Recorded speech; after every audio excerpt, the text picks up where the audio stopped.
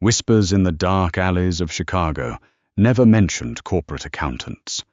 Bullets and cold, hard cash were the usual currency of power, but a single encrypted ledger held enough leverage to dismantle the most feared syndicate in the Midwest. Nobody ever looked twice at Chelsea Foster. Carrying 240 pounds on a 5'4" frame society had cruelly relegated her to the invisible background, labeling her the girl no one wanted. They made a fatal miscalculation. When a ruthless crime lord realized her brilliant mind was the only thing standing between his empire and utter destruction, invisibility transformed into a lethal, all-consuming obsession. Fluorescent lights hummed a monotonous, soul-draining tune above the sprawling cubicle maze of Oakhaven Financial Group.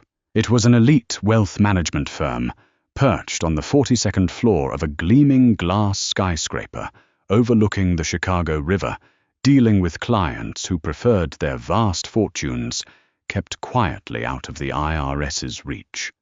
Chelsea Foster sat anchored at her desk, her eyes burning from staring at the dual monitors for 11 hours straight. She was 26, brilliant with numbers, and completely invisible to everyone around her, except when they needed a target. At 240 pounds, Chelsea had spent her entire life navigating a world that equated physical thinness with human worth. She wore loose, dark cardigans to minimize her soft, round figure, pulling her thick chestnut hair into a tight, severe bun to avoid drawing attention. It never worked. The cruelty of the corporate world was subtle, but sharp. "Chelsea, honey, are you really going to eat that entire muffin?" The voice belonged to Penelope Hayes, a senior wealth manager who looked like she subsisted entirely on black coffee and Pilates. Penelope leaned against the edge of Chelsea's cubicle, her eyes dropping to the blueberry muffin resting on a napkin next to Chelsea's keyboard. A smirk played on Penelope's lips, a masterclass in passive-aggressive torment. Chelsea felt the familiar heat rise in her cheeks. She pulled her cardigan tighter around her shoulders. "It's my dinner, Penelope. I'm working late." "Right. Well, just thinking about your health," Penelope purred, turning on her designer heels. "Some of us have the company gala to think about. Not that you ever go. Arthur needs the quarterly projections by tomorrow morning. Don't fall asleep." As Penelope's perfume faded, Chelsea let out a shaky breath. She hated the sting of tears, the way her weight made her a perpetual punchline to people who barely possessed a fraction of her intellect. She was a senior forensic auditor, holding a master's degree from Northwestern University, yet Arthur Sterling, the managing partner of Oakhaven, paid her half of what her male colleagues made and kept her hidden in the back office. She was the firm's secret weapon, the workhorse who untangled the most complex financial knots. But she was never invited to client dinners. She didn't fit the aesthetic of Oakhaven. Pushing the muffin aside, Chelsea turned her focus back to the SAP accounting software on her screen. She had been tasked with a routine internal audit of a portfolio belonging to a shell corporation named Corsa Holdings. Arthur had explicitly told her to just rubber stamp the reconciliation, claiming it was an old legacy account transferring funds to a real estate firm in Miami. But Chelsea's brain didn't work like that. She saw patterns where others saw chaos. At 11:45 p.m., the office entirely empty Chelsea found the anomaly. It started as a minor discrepancy, a fraction of a percentage point in currency conversion fees routed through a server in the Cayman Islands. But as Chelsea dug deeper, bypassing Oakhaven's internal firewalls with a few lines of code, she had written herself, the rabbit hole opened up. Corsa Holdings wasn't a real estate firm. It was a massive, sophisticated laundering operation. Chelsea's heart began to hammer against her ribs. She pulled up the wire transfer logs from the past 4 years. Tens of millions of dollars were being systematically filtered from illicit cash businesses, casinos, private sanitation companies and shipping ports scrubbed clean through high-yield stock trades and deposited into offshore accounts. And then she saw the name buried deep in the metadata of a heavily encrypted PDF invoice. Coleman. A cold sweat broke out across Chelsea's neck. Everyone in Chicago knew who the Coleman family was. They weren't just organized crime. They were a corporate syndicate, a shadow government that controlled politicians, judges, and half the unions in the state. And Arthur Sterling, her pompous, condescending boss, was personally signing off on the laundering of their money. Worse, Chelsea realized as she stared at the screen, Arthur had been making mistakes. The recent transfers were sloppy. Millions were unaccounted for bleeding out into a secondary hidden account under Arthur's own credentials. Arthur was skimming from the Mafia. Panic seized Chelsea's chest. She was staring at a death sentence. If the Colemans found out Arthur was a dead man. If Arthur knew she had seen this, she was a dead woman. She immediately began downloading the raw data onto a secure, encrypted flash drive she kept on her keychain. Her fingers trembled violently, misstriking the keys. She had to protect herself. She needed insurance. Just as the progress bar hit 99%, the heavy glass doors at the front of the office clicked open. The sound of heavy footsteps echoed on the marble floor. Chelsea froze, her breath catching in her throat. She yanked the flash drive from the port, shoved it into her bra, and quickly minimized the windows on her screen, pulling up a standard Excel spreadsheet, just as Arthur Sterling rounded the corner. Arthur's tie was loosened, and he smelled faintly of scotch and expensive cigars. He stopped when he saw Chelsea, his eyes narrowing in suspicion.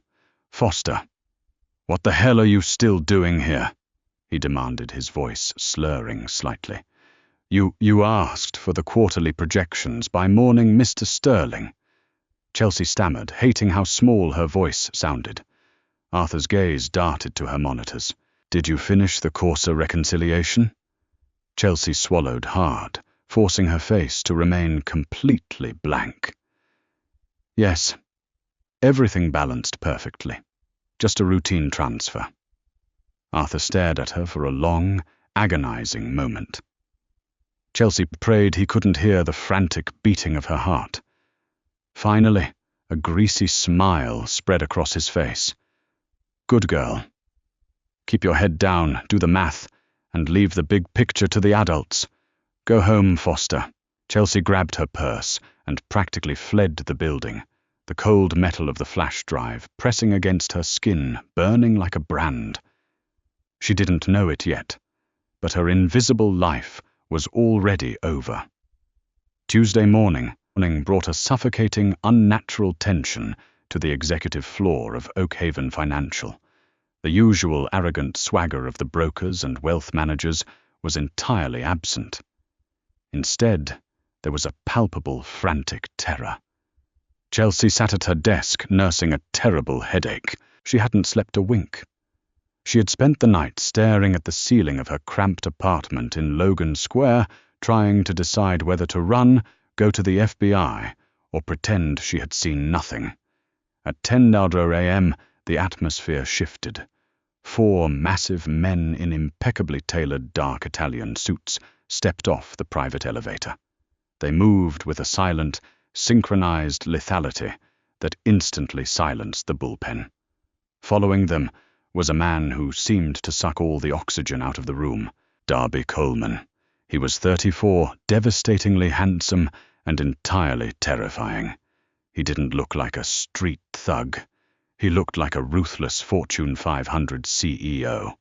His sharp jawline was covered in a faint shadow of stubble, and his dark, piercing eyes scanned the room with the cold calculation of an apex predator. He wore a bespoke charcoal suit that clung to broad, muscular shoulders, radiating power and an underlying, coiled violence.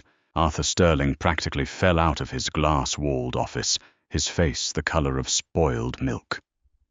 "Mr. Coleman, we weren't expecting you." "Clearly, Arthur," Darby said. His voice was a low, smooth baritone that sent a shiver down Chelsea's spine, even from across the room. "We have a problem with the ledger, specifically a discrepancy of $4.2 million. My accountants tell me your systems are leaking." Arthur began to sweat profusely. "There must be a mistake, a software glitch. I can assure you every penny is accounted for." "I don't deal in glitches, Arthur," Darby replied softly. "I want to see the person who handled the Corsa file. Now." Chelsea felt the bottom drop out of her stomach. Arthur's panicked eyes swept the room and locked onto her cubicle. He was going to use her as the scapegoat. He was going to feed her to the wolves. "Foster!" Arthur barked, his voice cracking. "Get in here! Bring the Corsa files!" Every eye in the office turned to Chelsea. Penelope covered her mouth, trying to hide a smirk, undoubtedly thinking Chelsea was about to be fired for incompetence. Chelsea stood up, her knees knocking together. She felt huge, clumsy, and entirely exposed under the sudden scrutiny. She gathered the thick file folders, her hands shaking, and walked toward the glass conference room. As she entered, the 4 bodyguards stared at her with blank, uncaring expressions. Arthur looked furious and terrified, but it was Darby Coleman's reaction that stopped Chelsea in her tracks. Darby didn't look past her. He didn't avert his eyes in disgust, or look at her with the polite, strained tolerance she was used to from attractive men. Instead, his dark eyes locked onto hers, and a strange, intense spark ignited in his gaze. He took in her flushed, rounded cheeks, the frantic pulse beating at the base of her throat, the soft, generous curves hidden beneath her oversized sweater. He tracked her movements with an unblinking, predatory focus. "This is Chelsea Foster," Arthur sneered, throwing her under the bus immediately. "She's a junior auditor. She handled the reconciliation. If there is a mistake, Mr. Coleman, it was her incompetence. I'll have her terminated immediately." Chelsea felt a hot flash of anger cut through her terror. "I am a senior forensic auditor," she corrected, her voice trembling but surprisingly firm. "And there was no mistake in my reconciliation." Arthur glared at her. "Shut up, Chelsea." Darby raised a single-gloved hand. The room fell instantly, deathly silent. He slowly walked around the mahogany conference table until he was standing just inches from Chelsea. He was incredibly tall, forcing her to tilt her head back to look at him. He smelled of cedarwood, expensive bergamot, and danger. "You say there was no mistake, Miss Foster," Darby murmured, leaning in slightly. "No, sir." Chelsea breathed, her heart hammering wildly. "The ledger balances on the front end, but the routing numbers attached to the offshore clearinghouse have been manually altered. The money didn't vanish. It was diverted." Arthur gasped. "She's lying. She doesn't know what she's talking about. She's a nobody." Darby just looked at her. Before Arthur could finish the sentence, Darby moved with terrifying speed. He grabbed Arthur by the throat of his custom shirt and slammed him backward against the glass wall of the conference room. The glass shuddered violently. "Do not ever," Darby hissed, his voice dropping to a demonic whisper, "interrupt her again. And do not disrespect her in my presence." Chelsea gasped, stepping back. Darby released Arthur, who collapsed, coughing onto the floor. Darby casually adjusted his cuffs, turning his full, overwhelming attention back to Chelsea. The coldness in his eyes melted into something far more dangerous, profound, consuming fascination. "You found the diversion," Darby stated. It wasn't a question. "Yes," Chelsea whispered. "And you know who diverted it?" Chelsea looked at the pathetic, gasping form of Arthur Sterling on the floor. She looked back at Darby. If she told the truth, she was entering a world of blood and crime. But if she lied, Darby would know. and Arthur would kill her anyway to cover his tracks. "I have the proof," Chelsea said, her voice steadying. "On a secure drive, Arthur created a dummy LLC named Apex Consulting. He's been skimming your transfers for 8 months. Darby stared at her. For a woman society had deemed unworthy of notice, Chelsea Foster possessed a spine of absolute steel. Most hardened criminals wept and begged when faced with the Coleman family. This soft, beautiful woman, in a frumpy sweater, had just looked the devil in the eye and handed him his betrayer on a silver platter. Darby's lips curved into a slow, terrifying smile. It wasn't a smile of amusement. It was a smile of possession. "Vinny!" Darby called out without breaking eye contact with Chelsea. One of the massive bodyguards stepped forward. "Yeah, boss." "Take Mr. Sterling for a ride. Have a long chat with him about Apex Consulting." Darby's gaze dropped to Chelsea's lips, then back to her wide, terrified eyes. "And pack up Miss Foster's desk. She doesn't work for Oakhaven anymore. She works directly for me." "What?" Chelsea choked out. "No, I can't. I don't work for the Mafia." Darby stepped closer, lifting a hand to gently, almost reverently, brush a stray lock of chestnut hair behind her ear. His touch sent a jolt of electricity straight to her core. "You do now, Chelsea," he whispered, tasting her name on his tongue. "And you are going to be very, very safe." Chelsea didn't wait for Vinny to pack her desk. The moment Darby Coleman stepped out of the conference room to take a phone call, chaos erupted as Arthur realized his impending doom. In the brief window of confusion, Chelsea bolted. She grabbed her purse, shoved her way into the stairwell, and ran down 42 flights of stairs, her lungs burning, her legs trembling under her weight. She burst onto the Chicago streets, hailing a cab with frantic desperation. She gave the driver an address 3 blocks from her apartment, paranoid that she was being followed. She knew what she had done. She had exposed a man who stole from the mob, and in doing so, she had caught the eye of the most dangerous man in the city. Darby Coleman didn't just look at her like an employee. He looked at her like a starving man who had just found a feast. The intensity in his eyes terrified her far more than Arthur's threats. Chelsea ran the 3 blocks in the biting wind, unlocking the heavy iron gate to her rundown apartment complex. She sprinted up to the 3rd floor, locked her deadbolt, fastened the chain, and collapsed against the door, sobbing uncontrollably. She had to run. She needed to pack a bag, take the flash drive, and get to a bus station. Maybe Canada. Maybe Europe. She pushed herself off the floor and rushed to her bedroom, dragging a duffel bag from the closet. She started throwing clothes into it, haphazardly. Sweaters, jeans, whatever her hands touched. Crack. The sound of her front door splintering echoed like a gunshot through the tiny apartment. Chelsea froze, the blood draining from her face. Heavy, hurried footsteps moved into her living room. It wasn't Darby's men. They wore tailored suits and moved with precision.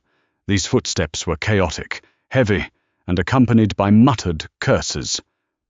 "Find the fat bitch and find the drive," a rough voice growled. "Sterling wants it done clean." Arthur. Arthur hadn't been taken by Vinny yet, or he had managed to make a phone call before they grabbed him. He had sent a clean-up crew to silence her before Darby could officially take her under his wing. Chelsea panicked. She looked around her bedroom. There was no fire escape. The window dropped 3 stories to a concrete alley. She backed into the corner, grabbing a heavy brass lamp from her nightstand, clutching it to her chest like a pathetic shield. The bedroom door was kicked open. 2 men stood there wearing cheap leather jackets and holding suppressed pistols. The taller one grinned a nasty, yellowed smile.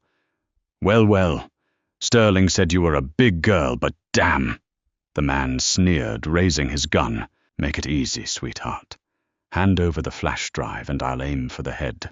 Quick and painless." Chelsea squeezed her eyes shut, clutching the flash drive hidden inside her bra. She prepared for the end.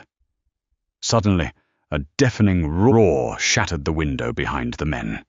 Glass exploded inward like a tidal wave of diamonds. Before the hitmen could even turn, 3 rapid silenced gunshots, thwip, thwip, thwip, punched through the air. Chelsea screamed, dropping the lamp and covering her ears. When she opened her eyes, both of Sterling's hitmen were dead on the floor, perfectly precise holes drilled through their foreheads. Standing in the doorway of her apartment, stepping over the splintered wood of her front door, was Darby Coleman. He was no longer the calm, collected businessman from the boardroom. His jacket was off the sleeves of his crisp white shirt, rolled up, revealing forearms corded with muscle and dark ink. In his right hand, he held a sleek, smoking handgun. Vinny and 2 other men flooded into the apartment behind him, instantly securing the perimeter. Darby didn't look at the dead men. His furious, panicked eyes swept the room until they found Chelsea cowering in the corner. The murderous rage instantly vanished from his expression, replaced by profound, agonizing relief. He crossed the room in 3 massive strides, dropping to his knees right in front of her. He didn't care about the broken glass on the floor. "Chelsea." He breathed his voice, thick with an emotion she couldn't comprehend. He reached out his large, warm hands, gently gripping her shoulders. "Are you hurt? Did they touch you?" No. Chelsea stammered, shaking so violently her teeth chattered. You killed them." "They came here to kill you," Darby said fiercely, his thumbs gently stroking her collarbones, grounding her in reality. "Sterling made a phone call before my men could secure him. It was a mistake that cost him his life. And it almost cost me everything." Chelsea looked at him, bewildered. "Almost cost you? You don't even know me." Darby's eyes darkened, locking onto hers with that terrifying, magnetic pull. "I know enough. I know you're brilliant.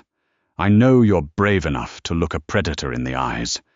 And I know that in a room full of greedy, pathetic sycophants, you were the most breathtakingly real thing I had ever seen." Chelsea's breath hitched, breathtaking her. She was 240 pounds. She was the punchline, the invisible girl. "You're in shock," Darby said softly, misreading her stunned silence. He stood up in one fluid motion and effortlessly scooped her into his arms. Chelsea gasped instinctively, wrapping her arms around his thick neck as her feet left the ground.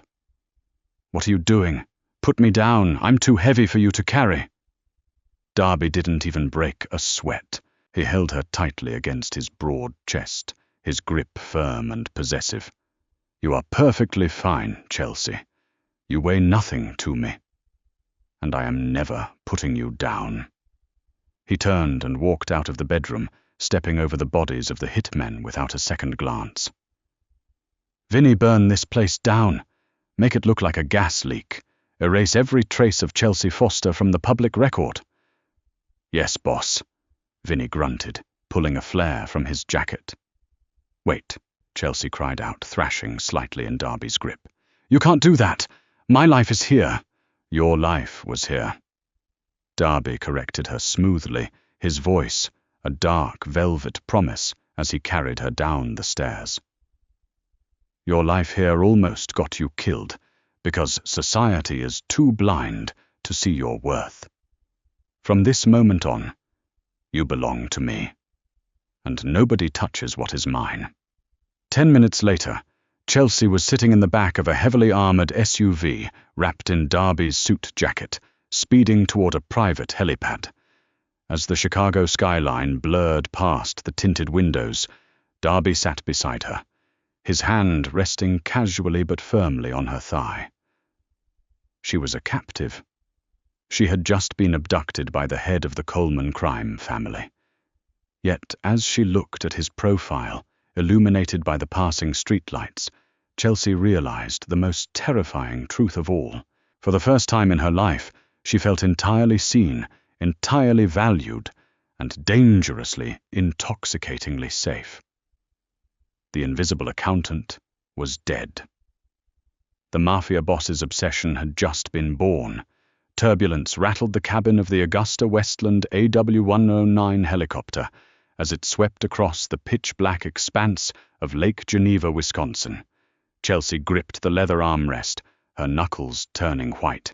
Below them, a sprawling, fortress-like estate emerged from the dense pine forests, illuminated by high-grade perimeter floodlights and armed patrols.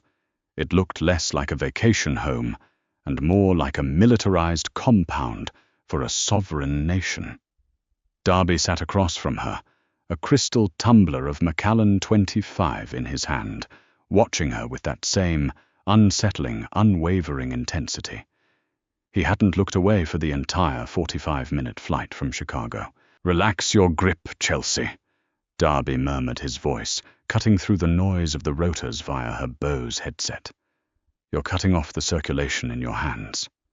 "You kidnapped me," Chelsea shot back, her voice shaking but defiant. "Forgive me if I'm not entirely relaxed." "I relocated you," he corrected smoothly.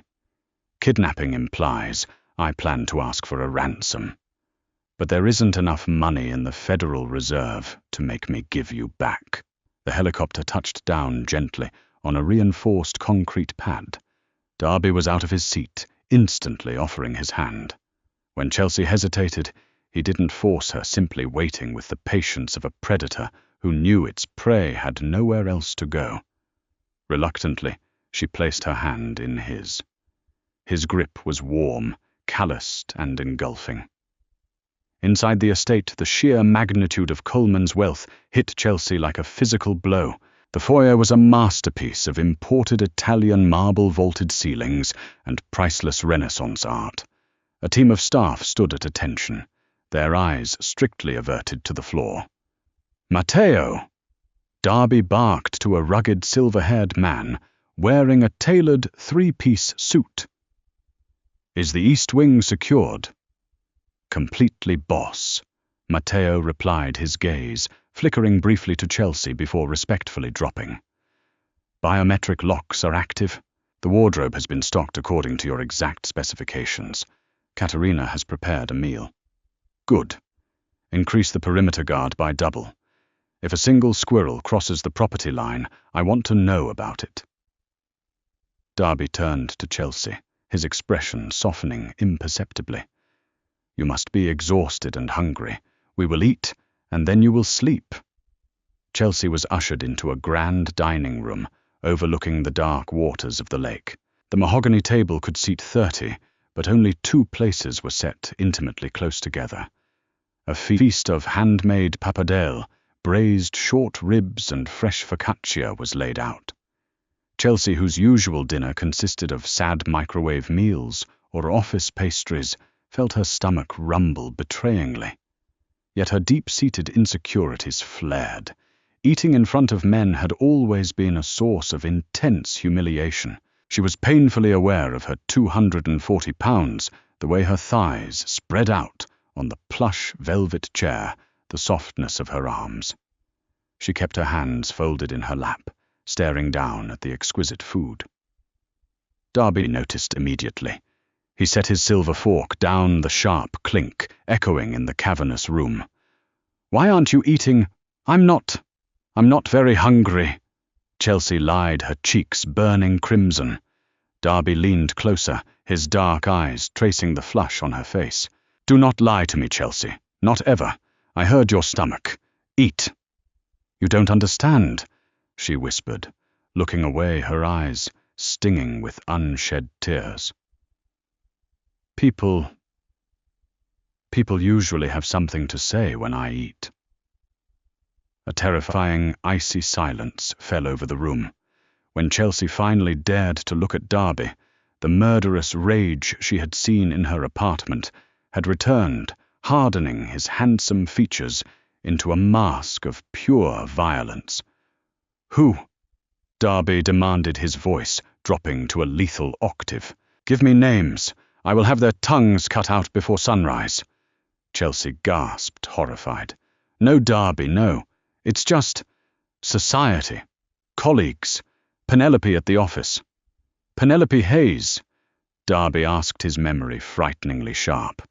"Consider her handled." "Darby, stop!" Chelsea pleaded, reaching out to touch his arm. The moment her fingers grazed his forearm, he froze, his anger instantly evaporating, replaced by an intense, magnetic focus on where her skin met his. "You can't just hurt people because they made a snide comment. I'm used to it. I know what I look like."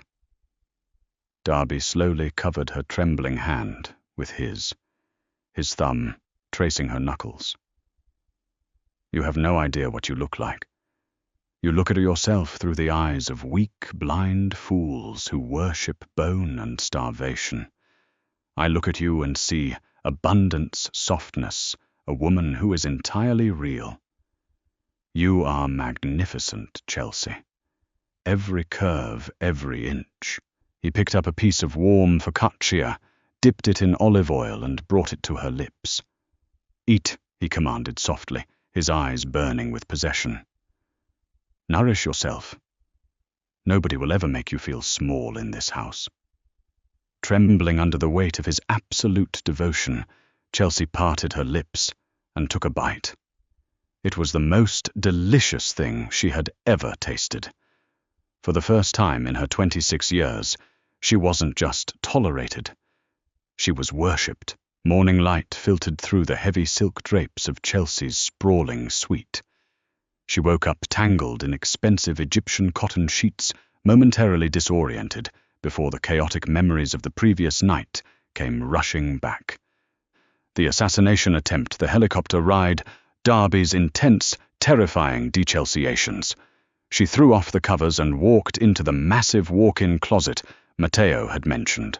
It was filled with designer clothing, Brunello Cucinelli, cashmere sweaters, silk blouses, tailored trousers, all perfectly tailored to her exact plus-size measurements. These weren't baggy, shapeless clothes meant to hide her body, but elegant garments designed to accentuate and celebrate her generous curves. Darby hadn't just stocked a closet, he had studied her frame meticulously. Dressing in a soft burgundy cashmere sweater and black trousers, Chelsea ventured out of her suite. 2 heavily armed guards stationed at her door immediately snapped to attention, falling into step exactly 10 paces behind her as she navigated the labyrinthine corridors. She found Darby in a state-of-the-art command center situated deep beneath the main house. Walls of monitors displayed global financial markets, shipping routes out of the port of Chicago, and live security feeds. He was barking orders in rapid-fire Italian into a secure satellite phone, but the moment Chelsea entered, he abruptly ended the call. "Did you sleep well?" Darby asked, his eyes sweeping over her outfit with visible primal approval. "As well as a hostage can," Chelsea replied, colmang her arms defensively. "What happens now, Darby? I can't just live in a golden cage forever. I have a life. I have an aunt in Florida who will worry. Your aunt received a secure wire transfer of $2 million this morning, along with a notarized letter from you stating you accepted a high-clearance government auditing job overseas." Darby stated calmly, pouring her a cup of freshly brewed espresso from an industrial machine. "As for your life, it is here now, but you won't be idle." He gestured to a high-end workstation, outfitted with 4 massive curved monitors and a mechanical keyboard. "I didn't just bring you here to protect you, Chelsea. I brought you here because you possess a mind I desperately need."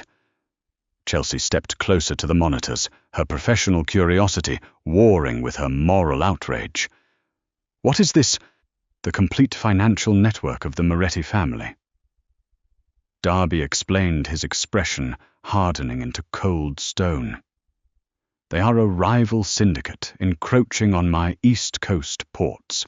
They use a proprietary blockchain system and AES 256 encryption to launder their money and pay their hitmen. My cyber division has been trying to crack it for 6 months. They failed. And you think I can? Chelsea asked, staring at the cascades of raw, encrypted data. You bypassed Oakhaven's internal firewalls, which cost me $10 million to install, using a few lines of code, while eating a blueberry muffin. Darby said, a rare, genuine smirk gracing his lips. I know you can. Chelsea sat down in the ergonomic leather chair. The challenge was intoxicating. For years she had been given mundane tasks, her brilliance stifled by Arthur's fragile ego, and a corporate world that judged her on her BMI rather than her IQ. Now she was being handed the ultimate, most dangerous puzzle. If I do this, Chelsea said, not looking away from the screens, if I map their entire financial structure and expose their vulnerabilities, what do I get? Darby leaned over the chair, his solid chest brushing lightly against her shoulder.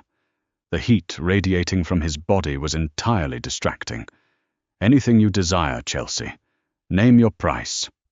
I want my freedom, she said, finally looking up into his dark, dangerous eyes. Darby's jaw tightened, a muscle feathering in his cheek. The possessive fire in his gaze flared hot and unyielding. I will give you the world, Chelsea. I will give you wealth, power, and protection, but you will never leave me. Ask for something else. Realizing she had pushed against an impenetrable steel wall, Chelsea turned back to the monitors. Over the next 2 weeks, the underground command center became her domain. She worked relentlessly, unraveling the Moretti family's complex web of shell companies, cryptocurrency tumblers, and offshore dummy corporations. Darby was a constant looming presence. He brought her meals himself, refusing to let her skip eating. He would massage her tense shoulders during long hours, his firm touch becoming a terrifyingly comforting addiction that she craved. However, on the 15th day, Chelsea found something that made the blood in her veins freeze. She had finally managed to decrypt the core Moretti ledger, tracing a massive structured payout of $50 million. But the money wasn't going to a Colombian cartel or a corrupt Illinois politician. It was bouncing back into Chicago. Specifically, it was being routed into a holding company heavily invested in by Darby's own organization. Chelsea's fingers flew across the keyboard, cross-referencing the routing numbers with the internal files Darby had given her. The puzzle pieces clicked together with horrifying clarity. Darby wasn't just fighting the Morettis. He was being betrayed by someone deep inside his own inner circle. Someone who was feeding the Morettis his shipping schedules and taking $50 million in blood money as compensation. Chelsea pulled up the final layer of metadata, praying to God she was wrong. The name of the holding company's primary beneficiary decoded on the screen in glaring green text. Lorenzo Coleman, Darby's younger brother. Chelsea shoved her chair back, her heart hammering wildly against her ribs. Lorenzo was Darby's second-in-command, the man who ran the lucrative ground operations in the city. If she showed this to Darby, she would be igniting a bloody civil war within the Mafia family. You stopped typing. Chelsea jumped, a scream caught in her throat. She hadn't heard Lorenzo enter the room.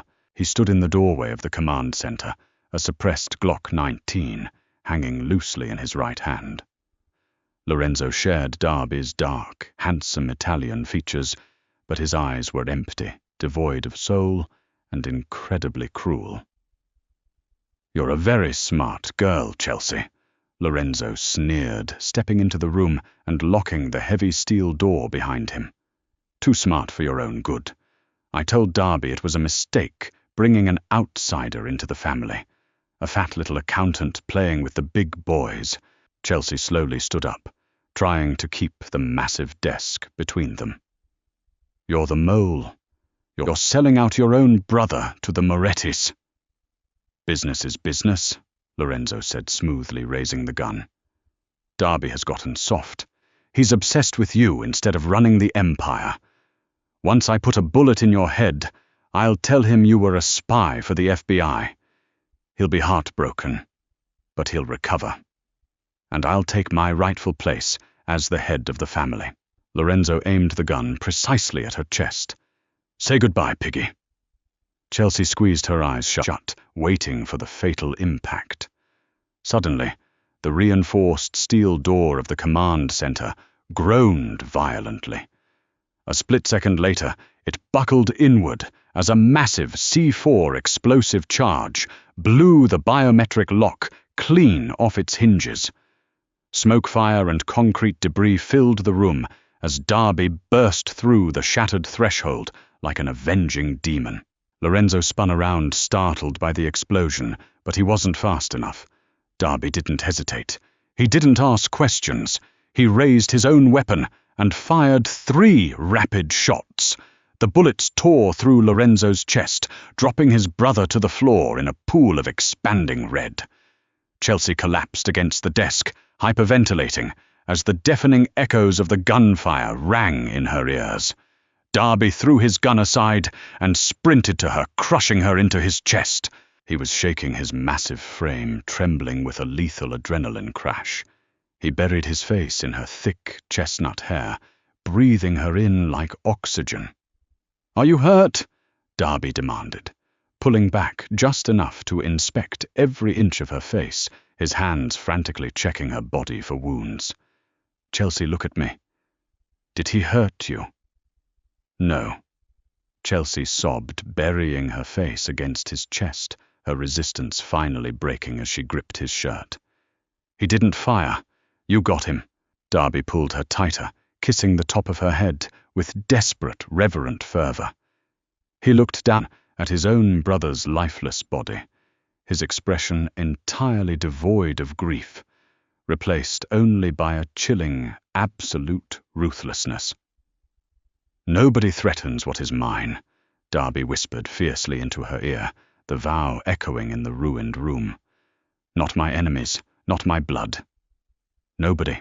Gunpowder hung heavy in the subterranean air, a bitter perfume masking the monumental shift in power that had just occurred. Lorenzo Coleman lay motionless on the cold concrete, a stark reminder of the absolute, terrifying loyalty Darby commanded. Vinny and Matteo arrived within 90 seconds of the blast, their faces impassive as they surveyed the ruined biometric door and the dead underboss. "Clean it up," Darby ordered, his voice devoid of any familial grief. He didn't look at his men. His entire focus remained anchored on Chelsea, whose face was buried in his ruined, soot-stained shirt. "And initiate a total lockdown. If Lorenzo was moving money to Salvatore Moretti, he likely compromised our perimeter." Chelsea trembled, but as Darby's solid heartbeat thumped steadily against her cheek, a profound realization washed over her. She had spent her entire life trying to shrink, attempting to apologize for taking up space in a world that demanded she be small, invisible, and silent. Yet here stood the most dangerous man in Chicago, a kingmaker who had just executed his own flesh and blood without a second thought, simply because Lorenzo had threatened her. Pulling back slightly, Chelsea looked up into Darby's dark, fierce eyes. The terrified, frumpy accountant from Oakhaven Financial was dead. The woman who stared back at the Mafia boss was something entirely new.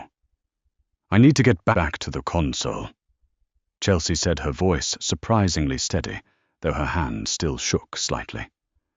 Darby frowned, his grip tightening protectively around her thick waist. "Absolutely not. You are in shock. I am taking you upstairs to rest." "Darby, listen to me," Chelsea insisted, pushing gently against his chest. Lorenzo was arrogant, but he wasn't stupid. If he planned to kill me and take over, he wouldn't just leave the financial pipeline open. He was a systems guy. He would have built a failsafe. Matteo, standing near the ruined doorway, paused. "She might be right, boss. Lorenzo managed the encrypted communications with the New York syndicates." Darby's jaw set, but he released her, stepping back just enough to let her access the undamaged half of the workstation. "You have 10 minutes, Chelsea. Then I am carrying you upstairs myself." Chelsea sank back into the leather chair. She ignored the body being dragged out of the room and focused entirely on the cascading code. She bypassed Lorenzo's personal login, using a brute force decryption script she had written in college, delving into the deepest hidden partitions of the Coleman server. 5 minutes passed in tense, suffocating silence. The only sound was the rapid clatter of Chelsea's mechanical keyboard. Then the screens flashed an ominous, pulsing amber. "Found it." Chelsea breathed, her stomach plummeting. Oh God. He did build a failsafe. It's a dead man's switch tied to his biometric heartbeat monitor. When his heart stopped, a master executable file triggered. "What did it do?" Darby demanded, leaning over her shoulder, his massive presence a shield against the glaring monitors. "It dropped the firewall on your primary Swiss accounts," Chelsea explained rapidly, her fingers flying across the keys as she tried to patch the breach. "But that's just a distraction. The real payload is a localized GPS broadcast." He sent the exact coordinates of this Lake Geneva estate, along with the security gate override codes, directly to Salvatore Moretti's secure server. And he pinged the regional director of the FBI in Chicago, an agent named Harrison Croft. Darby cursed violently in Italian. "Croft has been on Moretti's payroll for a decade. Lorenzo just handed them my fortress on a silver platter." "How long ago did the broadcast go out?" Matteo asked, drawing his weapon. 12 minutes ago," Chelsea said, her eyes wide as she looked at Darby. "They're coming. If Moretti wants to end the Coleman family, he's going to send everything he has right now, while he thinks you're blinded." The compound's klaxon alarms suddenly began to shriek, a deafening mechanical howl that vibrated through the floorboards. "Perimeter breach!" Vinny yelled into his radio. "We have multiple heavily armed bogies in tactical gear advancing through the south tree line. They bypassed the outer gates." Darby didn't panic. He moved with the terrifying, calculated precision of a war general. He turned to Chelsea, grabbing her face gently between his large, rough hands. "Matteo is taking you to the panic room. It is reinforced with foot-thick titanium. You will lock the door, and you will not open it until you hear my voice." "Do you understand?" "No," Chelsea said. Darby blinked, visibly stunned by her defiance. "Chelsea, this is not a negotiation. Heavily armed hitmen are storming my home. And if you put me in a titanium box, you lose your only advantage." Chelsea fired back, her brilliant mind racing 10 steps ahead. "Moretti sent his men here because he thinks he has the upper hand. He thinks your accounts are frozen and your security is down. But I still have the back door into Moretti's blockchain that I cracked yesterday. He doesn't know I have it." "What are you proposing?" Darby asked, his dark eyes narrowing with a mixture of disbelief and profound admiration. "You hold them off on the ground," Chelsea stated, her fingers gripping the edge of the desk. "Give me 20 minutes. I will go into the FinCEN database, spoof Harrison Croft's credentials, and flag every single one of Moretti's offshore accounts for international terrorism funding. The moment I execute the script, the SWIFT network will automatically freeze his assets globally. I will bankrupt the Moretti family in real time." Darby stared at the magnificent, heavily curved woman sitting before him. She was not a damsel in distress. She was a weapon of mass destruction. "Matteo, secure this room. Vinny, get the heavy artillery," Darby barked, pulling a sleek, customized assault rifle from a hidden weapons locker beneath the floorboards. He leaned down and pressed a hard, bruising, desperately passionate kiss to Chelsea's lips. It was a brand of ownership and a promise of survival. "Ruin them, my queen." Gunfire erupted across the manicured lawns of the estate, a deafening symphony of violence that echoed over the dark waters of Lake Geneva. From the command center monitors, Chelsea watched the thermal imaging cameras. Dozens of Moretti's men wearing military-grade tactical gear were swarming the property. But Darby Coleman was not a man. He was a force of nature. Chelsea watched her heart in her throat as Darby and his elite guards systematically dismantled the invading force. They moved like shadows utilizing the estate's hidden defensive choke points. But there were simply too many of them. The thermal cameras showed a second wave of vehicles breaching the main driveway. "Focus, Chelsea," she whispered to herself, tearing her eyes away from the violent ballet on the security feeds. She turned her full attention to the 4 monitors. Her fingers flew across the keyboard, typing lines of complex code with blistering speed. She bypassed the Federal Reserve's secondary firewalls, utilizing a zero-day exploit she had discovered years ago, but never dared to use. She needed to route Moretti's billions through a digital labyrinth so convoluted that it would trigger the international anti-terrorism algorithms. Accessing FinCEN node. Spoofing credentials, Croft H, authorization level 9, target Corsa Holdings, Apex Consulting, Moretti Global. The building shuddered violently above her. Dust drifted down from the acoustic ceiling tiles. A muffled explosion indicated Moretti's men had breached the first floor of the mansion. Matteo stood by the door, an M4 carbine raised, his jaw clenched tight. "Miss Foster, we might need to relocate to the vault." "2 more minutes," Chelsea shouted over the din sweat beading on her forehead.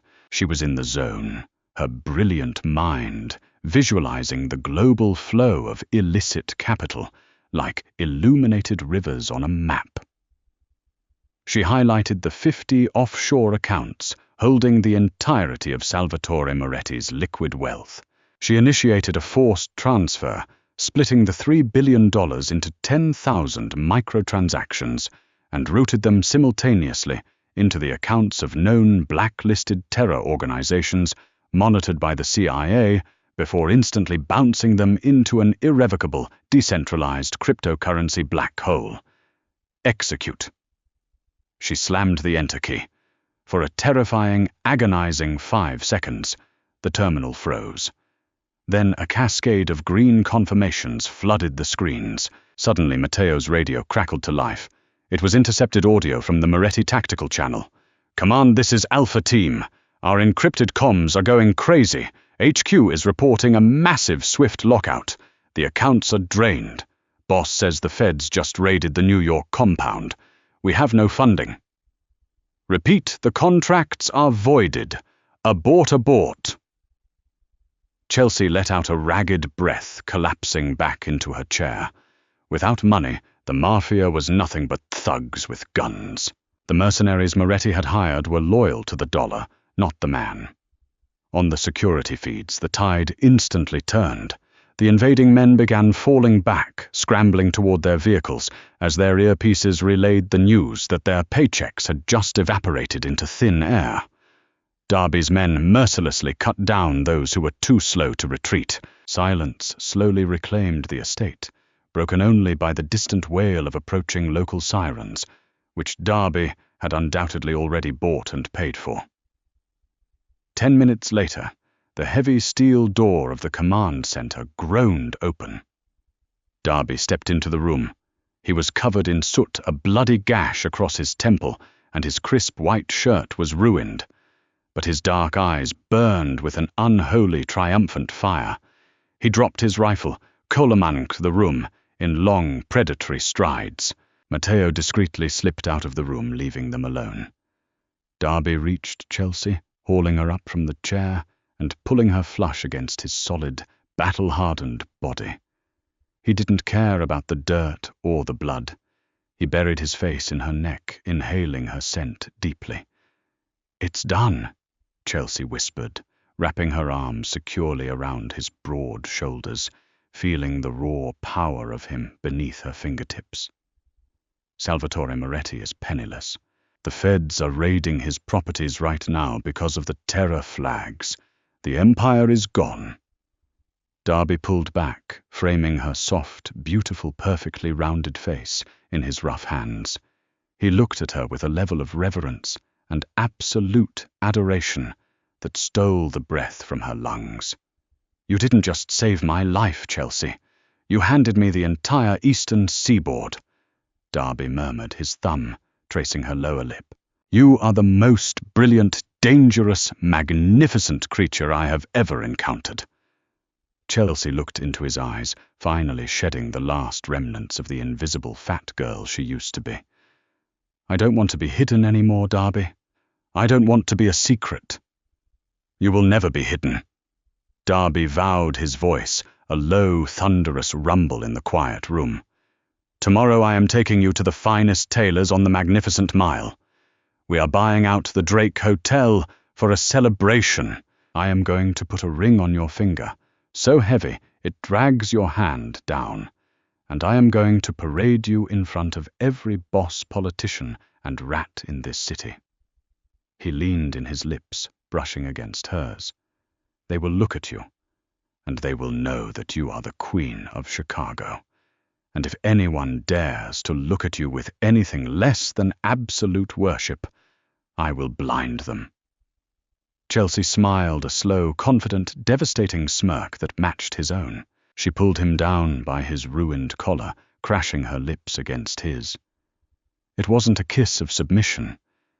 It was a collision of equals. The girl nobody wanted had just rewritten the rules of the game, claiming her throne beside the most dangerous obsession she could have ever asked for.